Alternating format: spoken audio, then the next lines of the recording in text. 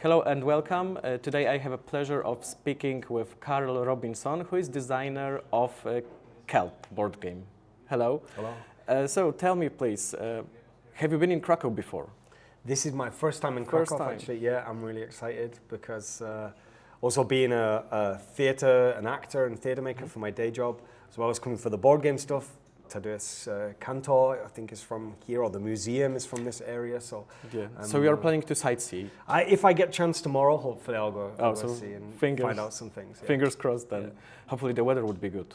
Yeah, and it was beautiful today. So thank you for putting out the sunshine for me. No worries, no worries.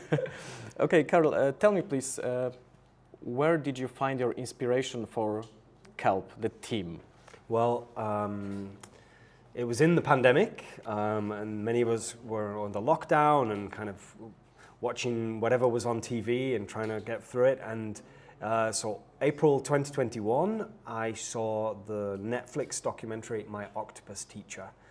And in this documentary, it's about a diver who's observing an octopus and filming it every day. And he turned this into a documentary. And while he's filming, he realizes that this octopus that he's following is being hunted by a pajama shark in the kelp forests off the coast of South Africa. So he decides to kind of film it and see where it goes. And he observes this behavior that was never seen before, where one day the octopus is trapped. It's in a kind of exposed area of the kelp forest, and the shark is swimming around and around it. And so it starts sticking shells to its arms, its tentacles, and it makes a ball of armor around it with these shells protecting it. And the shark is like, it can smell the octopus inside this ball of shells. So it tries to kind of bite it, but it's just biting shells. And while it's doing that, it's confused. The octopus swims off in the other direction and escapes. And I realized, wow, that's so smart and playful. And I thought that would make a really interesting premise for a game where one player is the shark, one player is the octopus. And one of my favorite games at the time, and it still is one of my favorite games, is Android Netrunner, which is also a two-player game with a hunter-hunted dynamic, where one player is trying to survive while the other is kind of attacking. And so I kind of took the DNA of that and added some other kind of elements to it, and that grew into KELP from that initial idea from the documentary. And with that interesting team, have you had some mechanics that you built before, or the mechanics came after the team? It all came very quickly afterwards. Like initially I started making the octopus. The octopus was a card, and all the cards were face down on the board. And you would try and keep that card hidden. So you would flip over other cards, which could say you might be able to move your cards around or mix them up. So that grew into which is something more interesting, I think, which is not cards anymore, but blocks that are like Stratego. So that kind of developed out of the game. But quite early on, I had the idea of the dice using the shark using dice to swim around.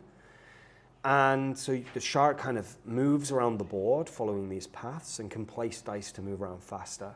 So I think while I was trying to work out, like, well, clearly the shark needs to move around, and you want the shark to feel like it's circling and patrolling. So the way that the kind of dice worked and the way you would place them on the board sort of grew because of that idea.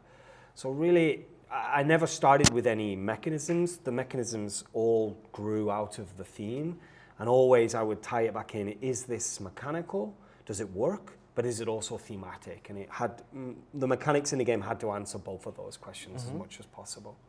And you said that you started from cards, then moved finally to blocks. And have you been testing this with broader groups of people during, for example, some shows, or just family, friends? And what were the reactions of them? Yeah. Initially, when I first made my first prototype, it was I'm a teacher, so it was over the school summer holidays. And I was playing the game only with family. And my family are not gamers, really. My parents don't play a lot of games. So they were really supportive, and they played it, and it was probably far too complicated for them. But I was just sort of needing to test it and see how it worked. And it was when I then kind of had the breakthrough where I was starting to work with blocks and I realized I had a game, I started joining Facebook groups and Discord groups where you can playtest. So very quickly I was playtesting it with designers all around the world. I was joining meetups, online meetups, where you would they would play your game, you would play theirs and give each other feedback. So within a couple of months, I was playtesting it broadly with a big range of people. I did that for about a year, and then over the next summer, I took my prototype to board game events and festivals, and I was in the prototype zone, and I was playtesting it there. And then the same at Essen. The year that I pitched the game to publishers, I was in the prototype zone at Essen. I played it with lots, tens of people, hundreds of people at that point. And at what point you knew that you know that it clicked, and that's the final product that you could show to the publishers, to the other people?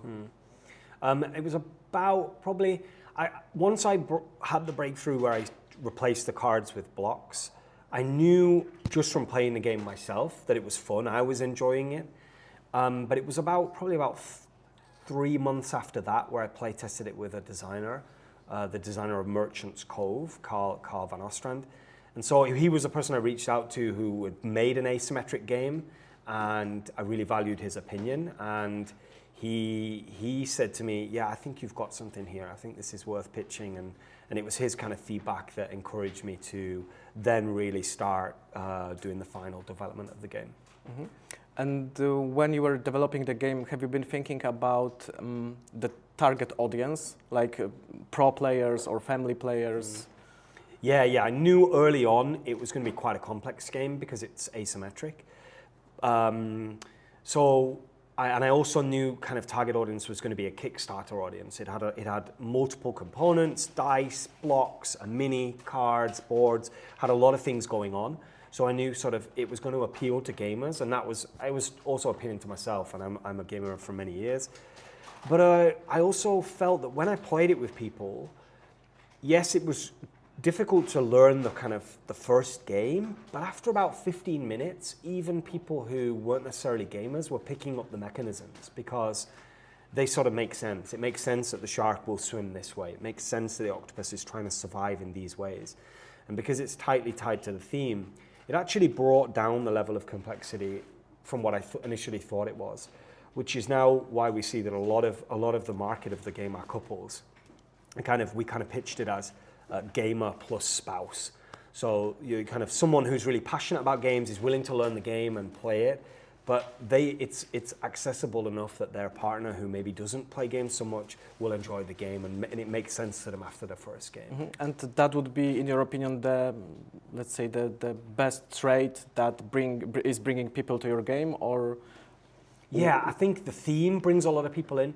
Actually, a lot of people come to it knowing the documentary, or when you tell them this is about that Netflix documentary, they go, oh, cool, yeah, I saw that. Yeah, I really want to try that.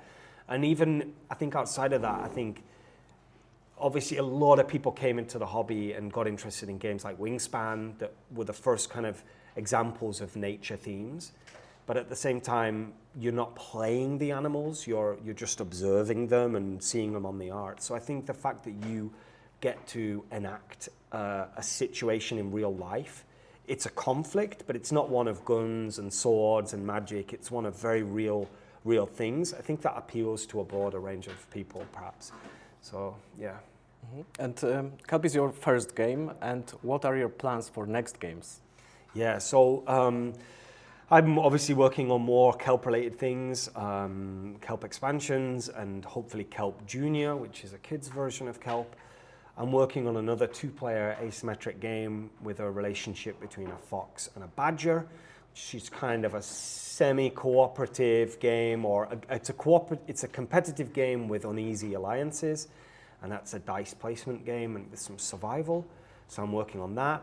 And then I'm going in a completely different direction. I've co-designed with a friend of mine a family gateway game, trick-taking game that combines trick-taking and a bingo card, where you're trying to complete goals on your bingo card, like win a trick with a green card, lose a trick with an even card to have the first line on your card. on your board. So we're pitching that to publishers at the moment, and hopefully that'll get signed. I'm really excited about that. And then I have a bunch of other games that I'm kind of developing and designing, so we will see. Yeah, great. Fingers crossed that it would be at least such a hit like the KELP. Oh yeah, if I could pull that off a second time, absolutely, I would be delighted. But yeah, we'll have to see. Hopefully we will see. Okay, Thanks. thank you for your time. Thanks so much. And take care. Nice to meet you.